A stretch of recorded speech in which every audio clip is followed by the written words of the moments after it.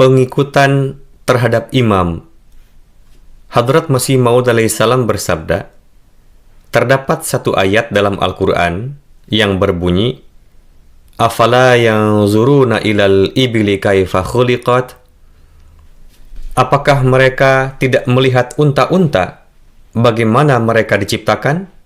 Al-Ghasyiyah ayat ke-18. Ayat ini sangat membantu dalam menguraikan filosofi kenabian dan keimaman. Dalam bahasa Arab, unta mempunyai sekitar 1000 nama. Lalu, apa rahasia penggunaan kata ibil untuk unta dalam hal ini? Padahal dalam ayat ini bisa juga digunakan kalimat ilal jamal, atau jamal adalah kata lain untuk unta. Hikmah dalam hal ini tampaknya adalah bahwa kata jamal digunakan untuk seekor unta, sedangkan kata ibil adalah kata benda jamak atau plural.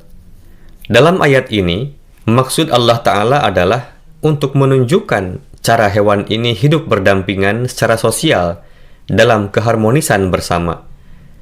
Pengertian yang lebih dalam hal ini tidak tertuang pada kata jamal yang mengacu pada seekor unta.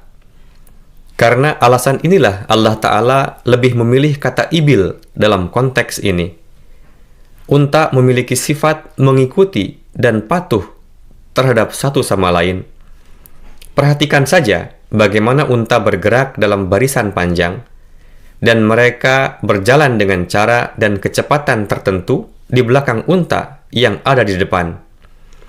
Unta yang berada di garis paling depan sebagai pemimpin dan pemandu adalah yang paling berpengalaman dan faham dengan rute perjalanan.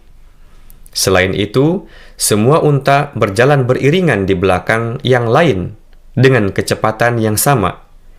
Tidak satupun dari mereka memiliki ambisi di dalam hatinya untuk berjalan sejajar dengan yang ada di depan, sebagaimana yang dilakukan oleh kuda dan hewan lainnya. Seolah-olah fenomena mengikuti imam yang terdapat dalam sifat unta merupakan suatu perkara yang telah diakui. Untuk itulah Allah Ta'ala berfirman, Afala yanzuruna ilal ibil. Apakah mereka tidak melihat unta-unta? Dengan mengatakan demikian, Allah Ta'ala mengisyarahkan pada keadaan menyeluruh dari unta saat bergerak maju dalam bentuk barisan. Demikian pula, dibutuhkan seorang pemimpin untuk menjaga kemanusiaan secara sosial dan persatuan. Kemudian, perlu diingat juga bahwa unta mengatur dirinya sendiri dalam formasi barisan ini saat sedang dalam perjalanan. Dengan demikian, dalam perjalanan hidup, jika tidak ada pemimpin, manusia akan menyimpang dan tersesat menuju kehancuran. Selain itu, unta membawa beban yang sangat berat dan dapat berjalan bermil-mil.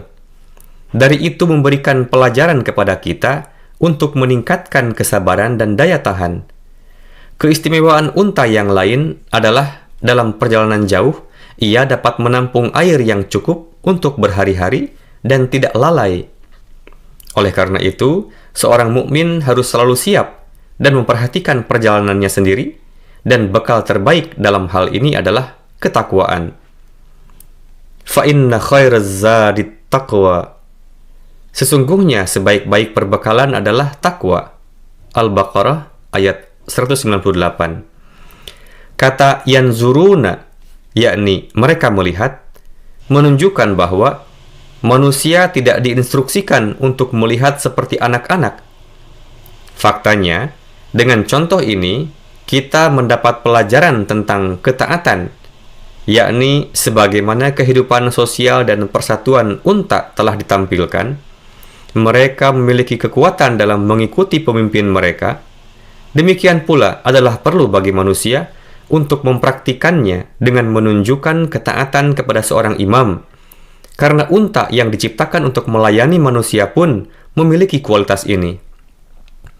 Juga kata kaifa khuliqat, yang artinya bagaimana ia diciptakan, mengacu pada segenap manfaat yang dipetik dari kondisi keseluruhan unta atau ibil.